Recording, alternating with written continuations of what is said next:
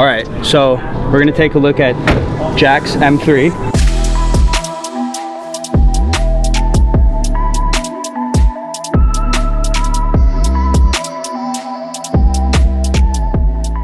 Let's pop the hood because this thing's crazy. This is nowhere near my E46 at all. You know how it opens? Yes, I do. Super light hood. All carbon, huh? Yep, full carbon. Varis Japan. It's got the Varis Japan insignia, and all the original stickers got taped around, masked off, and then cleared over. I can't believe this fits in here, dude. So it's E46 body, S85 V10 out of an M5, and then E92 M3 transmission. Yep, got the 6-speed out of that guy. And then it's a carbon fiber drive shaft out to the BBS 88 deep race buckets. Yeah, let's look at these wheels real quick. And these fenders too, you got like GT3 RS style fenders. Yep, those are Carbonius from Spain.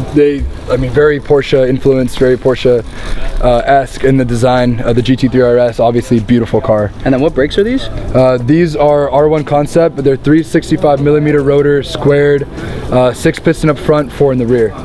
Sick, dude. Yeah, plenty of stopping power. Yeah, and you still have the E46 look on the outside. Like, it's not completely like torn. It doesn't look like a race car, you know? Like, you can still drive this on the street. We didn't botch it, man. We didn't botch it. It was one of those things where we were thinking, you know, if we stray too far from the E46, the way that it looks, the way that it drives, the way that people, honestly, the things people love about this chassis, then we've just done something wrong, you know? Yeah. So keeping that DNA alive and that feeling alive and the look alive while heavily modifying this car was constantly, we were just checking ourselves. Yeah. Have we gone too far? Have we done too much? And then in here, we got Brahms seats, crazy shifter RTD. Hey, you have to know the Brahms seats placeholder for some CSs. Yeah. So that's those are the seats you want to go with. Are the Sportster CS. The car needs it, man. Yeah. These seats were, I mean, they were such an afterthought in the beginning. I mean, I say afterthought even though it was a before thought. Yeah. It was, the idea was we never knew how crazy we were going to end up going. That was, once we kind of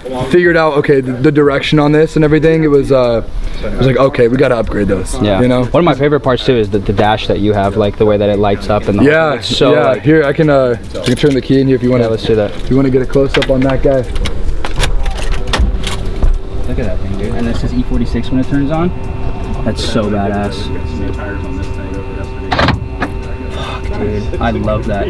I wish my car did that. I know, right? Yeah. Dude, you can. They have different kits, but I think they start off like just over 1,000, and then you upgrade them for if you want different appearances, different modes. You want to be able to change the colors. You want the G-force meter, all that stuff. Tons of options and stuff. Tons of options and tons of different chassis they offer. It's a ID4 Motion is the name of the brand. Yeah. This is making me want to do something like this to my E46, but I feel like the LSB. It's kind of like, do you go that far on an LSB car? You know. You know, LSB, Interlagos Blue, both named after very famous raceways. Interlagos, obviously in Brazil. These two colors were like the coveted colors, right? It was, or Imola red also. Imola, yeah. Imola. Yeah. And there were some other like really cool individual colors, like one of my personal favorites, Oxford green. Yep. These are all colors where you think, do I chop this up? Do I do something to it? Am I gonna get?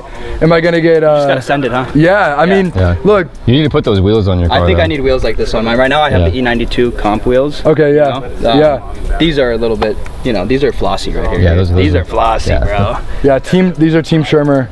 You can go on their site and order these. This is their 10x18 configuration, but they have E92 chassis ready E88s that they'll tell you exactly this is how they're going to fit on your car. The offsets and everything are dialed in for the chassis. So these are plus 25. And then we got to touch on the trunk too right here. This is the Status Group. They have a really, really good mold. You can see the fitment on this thing. Yeah, no, it's perfect. There's a lot of carbon trunks out there that just don't fit. That are, you know, you'll see the gap here will be like almost an inch, and you're just like, dude, what are you doing, you know? But almost an inch. Always need an extra inch, bro. You know what, man? I was so happy with this fitment. This took us 5 minutes to dial this in. Nice. So that's all you can ask for when you're talking about carbon fitment on anything. And my whole front end's carbon, and we were worried about the fitment there.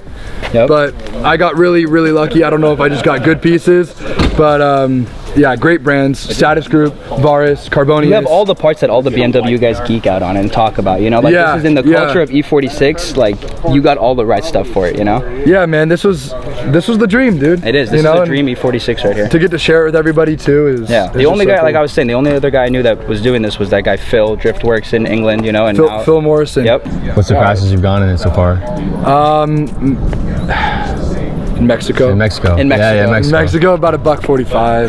Oh. That's nothing though. With this. But to be honest, but in an older car though, it's like it's I crazy, will say this thing doesn't hide the speed. Yeah. Like anything over 100, you feel like you're like in a if you're like in an M8 competition. Yeah. To get the same feeling of 150 in this car, you got to be going 220. I mean, that's it's the same thing with like classic cars. You know, Right. you're going like 100 miles per hour. Like you feel like you're, crazy.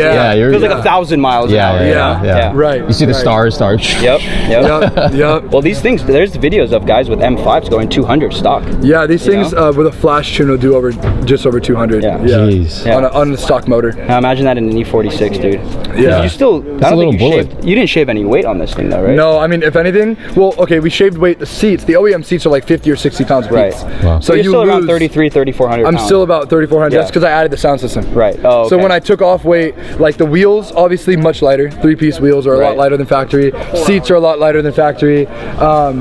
But then you add weight. We added 50, 60 pounds with the motor. We added 50, 60 pounds with the sound system. So you start adding it back. We're right around where it was from factory. Yeah. But now you have 200 more horsepower. Basically. Exactly. Yep. Exactly. More agile too. Yeah, definitely. The Shorter M5 is so wheelbase huge. too. With Öhlins too, bro. Like you got the Öhlins ripping on this thing. Like it has all the right parts. Yeah. Yeah. It's not, obviously we wanted it to look pretty for the shows, but I mean, we also wanted it to where if you slid a mirror under this thing or jacked it up, people would still think it was pretty. Yeah. Underneath pretty the car. for sure, bro. Yeah.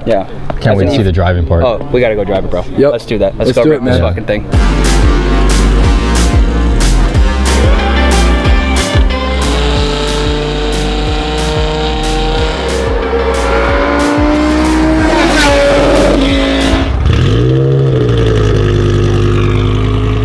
All right, we're about to hear this thing rip right now. V10, ITB, all 10 cylinders, ripping.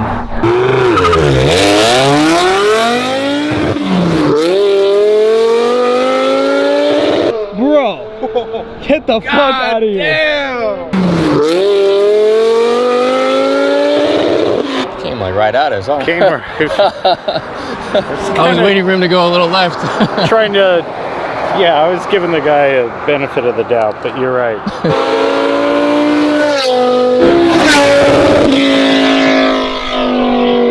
Holy shit. Bro. Here we go. Now they're open.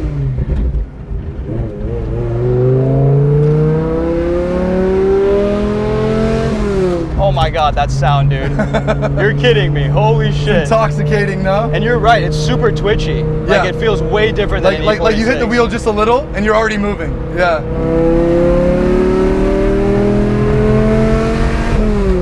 It comes alive. If you wanna get a little pull in, you're gonna want to start at about 5. Okay, wow, that twitch is wild. Yeah. This doesn't even feel like an E46 anymore.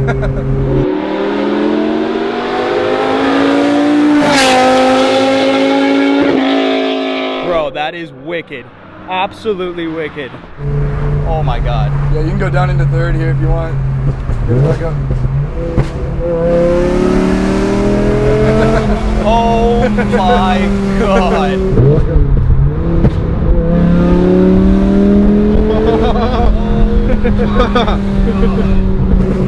That sound, dude. It's so good, man.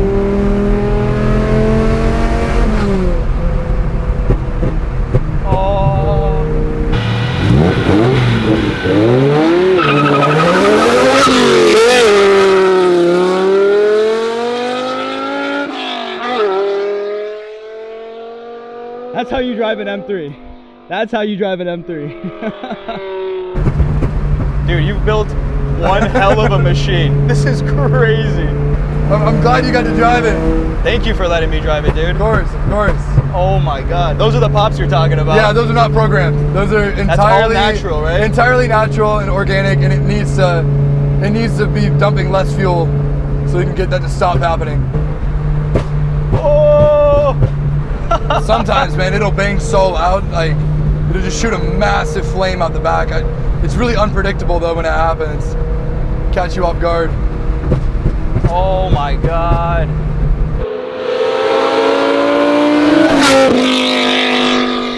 I was way too close to that. Holy shit.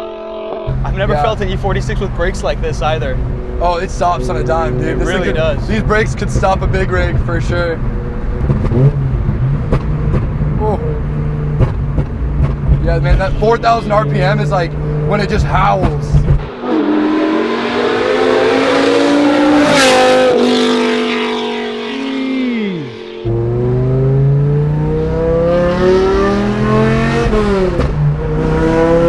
Oh my God, bro. I love that sound, man. S85 noises are I'm honestly speechless right now. the Like- reason I did this.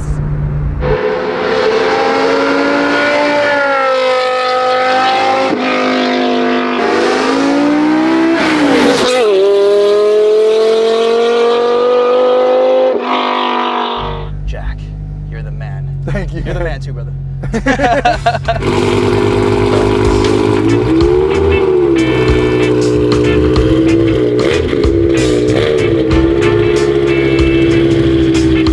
All right, guys, that's pretty much it. V10 E46. I haven't uploaded for a while, but I think I'm gonna start doing that again. This was a good car to come back with. I'm gonna be showing a lot of muscle cars and all the custom stuff that we shoot here at Autotopia and just what it's like working here. So hope you guys enjoy that one. See you in the next one. Peace.